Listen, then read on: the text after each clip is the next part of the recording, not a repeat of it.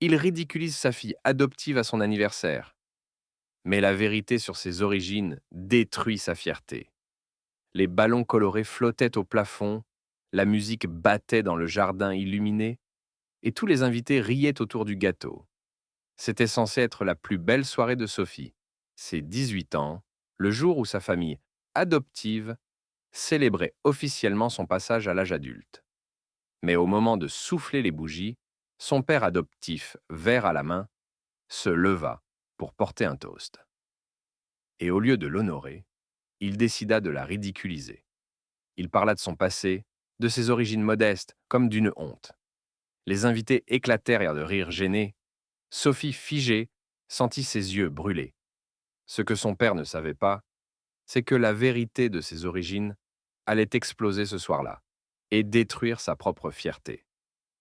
Abonne-toi et mets un like si tu crois que les blessures d'hier peuvent devenir notre plus grande force.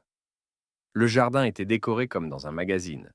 Guirlandes de lumière suspendues aux arbres, tables recouvertes de nappes blanches, musique douce qui se mêlait aux éclats de rire. Sur le gâteau, 18 bougies attendèrent d'être soufflées. Sophie, en robe claire, se tenait au centre, entourée de camarades de lycée et de voisins de la famille. Tout le monde la félicitait, lui offrait des cadeaux, des sourires. Pour un instant, elle se laissa presque bercer par l'illusion que c'était sa fête, sa famille, sa maison. Mais au fond d'elle, une petite voix ne cessait de chuchoter. Elle savait que son père adoptif aimait l'apparence plus que les sentiments. Pour lui, organiser une grande réception n'était pas un geste d'amour, mais un moyen d'impressionner. Depuis son enfance, il lui répétait qu'elle devait être reconnaissante, qu'elle lui devait tout. Il ne ratait jamais une occasion de rappeler qu'elle n'était pas vraiment sa fille, mais un enfant qu'il avait accepté. Quand le silence se fit, il leva son verre. Sa stature imposante, non, son costume sombre et son sourire de faux bienfaiteur dominèrent l'assemblée. Mesdames et messieurs, commença-t-il, merci d'être venus célébrer notre fille adoptive, Sophie.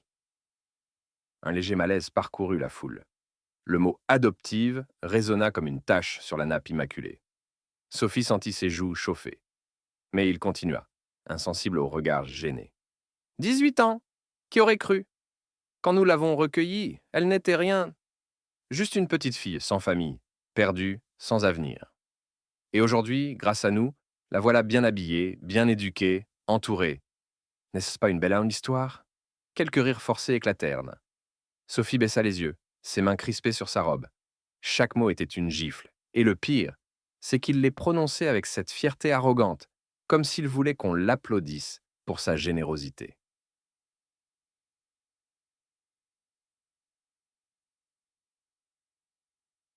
La soirée qui devait être la sienne venait de se transformer en un tribunal silencieux où elle était réduite à un trophée. Mais ce que son père ignorait, c'est qu'un invité inattendu était là, et qu'il détenait une vérité capable de renverser la scène entière. Les invités se dandinaient sur leurs chaises, certains échangeant des regards gênés, d'autres riant jaune pour ne pas froisser l'hôte. Sophie, elle, restait immobile, comme figée dans un cauchemar dont elle ne pouvait s'échapper. Son père adoptif savourait l'attention qu'il s'attirait, incapable de percevoir la douleur qu'il infligeait. Vous savez, ajouta-t-il, en levant plus haut son verre, ce n'était pas facile de l'élever. Elle avait, comment dire, des habitudes qu'il a fallu corriger. Toujours méfiante, toujours renfermée. Mais nous avons réussi à la transformer. Regardez-la aujourd'hui. Un éclat de rire tonna dans sa gorge. Quelques invités l'imitèrent timidement, mais la plupart détournèrent le regard. Chacun sentait que quelque chose clochait. Sophie, elle, sentait ses yeux brûler, sa respiration se bloquer. Elle aurait voulu disparaître dans le sol, mais ses jambes refusaient de bouger. Près de la table du buffet, un vieil homme observait la scène en silence. Cheveux gris, visage marqué par le temps, il n'était pas invité officiellement, mais était venu accompagné d'un voisin. Personne ne semblait remarquer sa présence discrète. Ses yeux, pourtant, ne quittaient pas Sophie.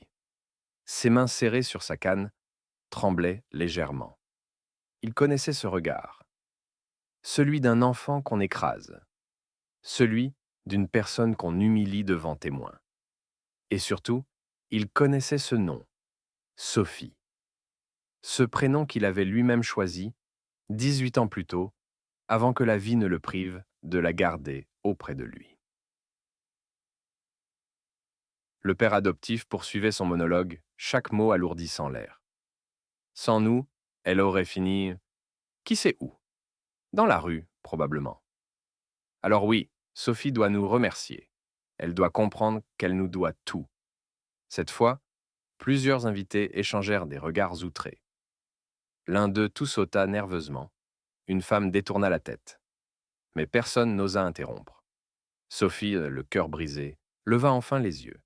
Et c'est à ce moment-là qu'elle aperçut le vieil homme, immobile au fond du jardin. Leurs regards se croisèrent. Dans le sien, elle lut quelque chose qu'elle n'avait jamais vu ailleurs. De la reconnaissance, de la tendresse et une force tranquille. Le silence s'était épaissi. Les bougies du gâteau vacillaient, comme si elles hésitaient à brûler davantage, cette soirée déjà étouffante. Sophie serrait les poings, son cœur battant si fort qu'elle n'entendait presque plus la voix de son père adoptif. Alors, le vieil homme posa sa canne devant lui et fit quelques pas vers la table principale. Ses chaussures frottaient doucement l'herbe, mais ce bruit suffit à détourner l'attention. Les conversations s'interrompirent. Tous les regards se tournèrent vers lui. Assez, dit-il d'une voix grave et claire, qui contrastait avec son apparence fragile. Un murmure parcourut l'assemblée. Qui était cet inconnu qui osait interrompre l'hôte dans son propre jardin? Le père adoptif fronça les sourcils, visiblement contrarié. « Et vous êtes... qui, au juste » lança-t-il avec condescendance. Le vieil homme s'arrêta au milieu du cercle des invités, posa ses yeux sur Sophie, puis répondit « Celui qui peut rappeler à tous d'où vient réellement cette jeune femme. Et croyez-moi, ce n'est pas de la honte, c'est de l'honneur. » Un frisson parcourut la foule. Sophie sentit ses jambes fléchir, mais ses yeux restaient fixés sur lui. Elle ne comprenait pas tout, mais une intuition profonde lui disait que cet homme détenait une clé qu'on lui avait toujours refusée. Il continua, sa voix tremblant légèrement, mais portant avec force. Sophie n'était pas rien, comme vous l'avez prétendu. Elle n'était pas une enfant perdue. Elle est la fille de Marc Delattre. À ce nom, plusieurs invités réagirent. Certains ouvrirent de grands yeux, d'autres murmurèrent entre eux. Le père adoptif, lui, fronça les sourcils, hésitant entre la colère et l'incrédulité. « Marc Delattre » répéta-t-il. « Et pourquoi devrais-je savoir qui c'est ?» L'homme planta son regard dans le sien. « Parce que Marc Delattre est mort, en sauvant 30 personnes, lors de l'effondrement de la mine de Saint-Étienne, il y a 18 ans. Il a donné sa vie pour que d'autres survivent. Et cette jeune femme est sa fille unique. » Un silence total s'abattit sur le jardin. Même la musique de fond semblait s'être tue. Sophie, bouleversée, sentit ses larmes monter, mais cette fois, ce n'étaient plus des larmes de honte. C'étaient des larmes de vérité retrouvée. Tous les regards quittèrent le père adoptif pour se poser sur elle. Les sourires gênés s'étaient transformés en respect sincère, et le masque d'arrogance de son père adoptif commençait à se fissurer. Les mots du vieil homme résonnaient encore, suspendus dans l'air comme une vérité impossible à ignorer. Les invités se regardèrent, sidérés. Plusieurs chuchotaient « Marc Delattre, le héros de la mine ?» J'avais lu des articles, à l'époque. « Alors c'est sa fille ?» Le père adoptif, rouge de colère, se leva brusquement, son verre manquant de se renverser. « Des mensonges !» cracha-t-il. « Cet homme n'est personne. Il s'invente des histoires pour attirer l'attention. » Mais sa voix sonnait faux, trop nerveuse, trop pressée. Même ceux qui l'avaient toujours admiré le regardaient avec une gêne nouvelle. Sophie, elle, sentait ses jambes trembler. Mais quelque chose d'inédit naissait en elle. Depuis toujours, son identité avait été un trou noir, un sujet douloureux qu'on lui jetait à la figure pour la rabaisser. Et soudain, ce trou noir se remplissait d'une lumière brûlante. Son père n'était pas une honte. Il avait été un homme de courage, un homme dont le nom résonnait encore dans les mémoires. Elle fit un pas en avant. « Est-ce vrai ?» demanda-t-elle au vieil homme, sa voix brisée mais ferme. « Est-ce que Marc Delattre était vraiment mon père ?» Le vieil homme hocha lentement la tête, les yeux brillants d'émotion. « J'étais là, ce jour-là. J'ai vu ton père entrer une dernière fois dans la mine effondrée pour sauver les autres. Il savait qu'il n'en ressortirait pas. Mais il a choisi de donner sa vie pour que d'autres retrouvent la lumière. Et il parlait toujours de toi, Sophie. Il disait, si je dois mourir, que ce soit en laissant à ma fille une histoire d'honneur plutôt qu'un souvenir de lâcheté. » Un silence sacré tomba sur le jardin. Certains invités, émus, avaient dans les yeux humides. Une femme porta sa main à sa bouche en murmurant « Mon Dieu, quelle histoire !» Sophie sentit ses larmes couler librement. Mais cette fois, c'était de la fierté. Chaque mot venait balayer les humiliations subies. Le père adoptif, acculé, tenta une dernière défense.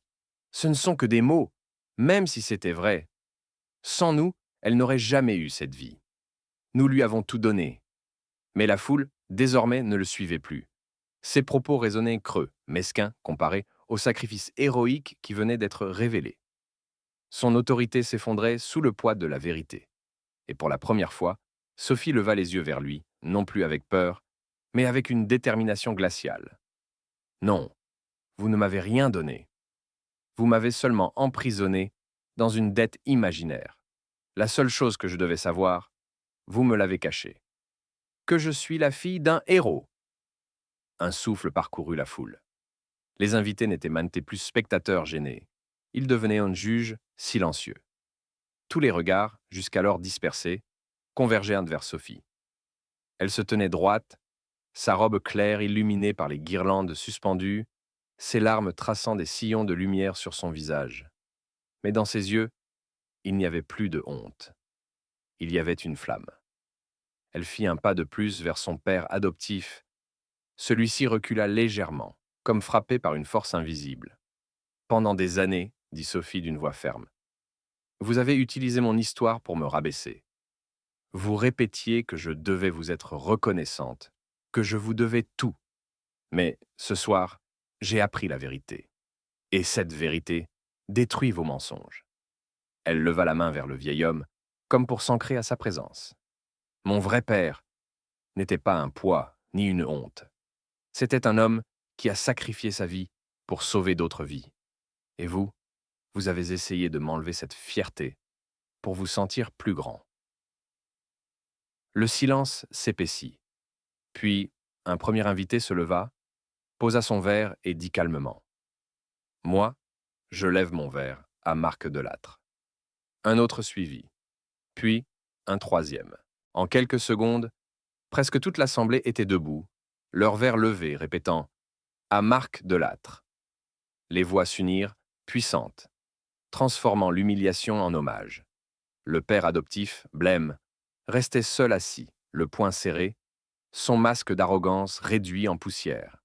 Lui qui voulait briller devant ses invités, se retrouvait isolé, rejeté par le regard de ceux qu'il cherchait à impressionner. Sophie, elle, se tourna vers lui une dernière fois. « Vous vouliez que tout le monde se souvienne de ce soir, comme du jour où vous m'avez ridiculisé. Mais non, tous se souviendront de ce soir, comme du jour où j'ai retrouvé mon nom, mon histoire et ma dignité. » Elle souffla les bougies de son gâteau dans un silence sacré, et chaque flamme qui s'éteignait emportait avec elle une humiliation passée. Quand la dernière bougie s'éteignit, le jardin resta plongé dans une atmosphère étrange, presque solennelle. Les invités, debout, gardèrent leurs verres levés en l'honneur d'un homme disparu 18 ans plus tôt, mais dont le sacrifice vivait encore dans les cœurs. Sophie, les yeux fermés un instant, sentit un poids immense quitter ses épaules. Toute sa vie, elle avait porté la honte comme un manteau trop lourd. Désormais, elle portait un héritage. Le vieil homme s'approcha d'elle, sa canne résonnant doucement sur les dalles. Sa main tremblante se posa sur l'épaule de Sophie. « Ton père aurait été fier de toi, dit-il. Fier de te voir debout, fier malgré les blessures. Tu es sa fille, et rien ni personne ne pourra jamais t'enlever cela. Les larmes jaillirent à nouveau, mais c'étaient des larmes de libération. Sophie l'enlaça avec une force qu'elle ne soupçonnait pas. Dans cet instant, elle n'était plus la fille adoptive qu'il fallait corriger. Elle était l'héritière d'un héros. Le père adoptif, incapable de soutenir la scène, tenta une dernière fois de s'imposer. Vous êtes tous naïfs. Sans moi, elle n'aurait rien eu. Mais aucun regard ne se tourna vers lui. Les invités se détournaient. Certains même quittèrent déjà le jardin. Sa voix, qui d'ordinaire couvrait toutes les autres, se perdit dans le vide. Il n'était plus qu'un homme seul, prisonnier de son orgueil, face à la vérité qu'il avait voulu cacher. Sophie se retourna, le fixa droit dans les yeux et dit d'une voix calme qui résonna plus fort que tous ses cris: Vous m'avez répété toute ma vie que je devais vous être reconnaissante, mais ce soir, c'est moi qui vous rends votre cadeau. Je ne vous dois plus rien, ni silence, ni gratitude. Je reprends mon nom, mon histoire, ma dignité. Le visage de son père adoptif se décomposa. C'était fini. Plus aucune emprise, plus aucun pouvoir.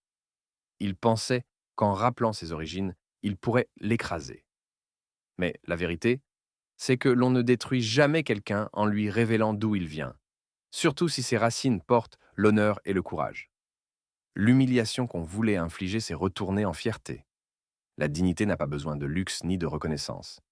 Elle naît de la vérité, et elle brille plus fort que toutes les lumières artificielles. Abonne-toi et mets un like si tu crois, toi aussi, que la vérité finit toujours par détruire le mensonge, et que la dignité est la plus belle revanche.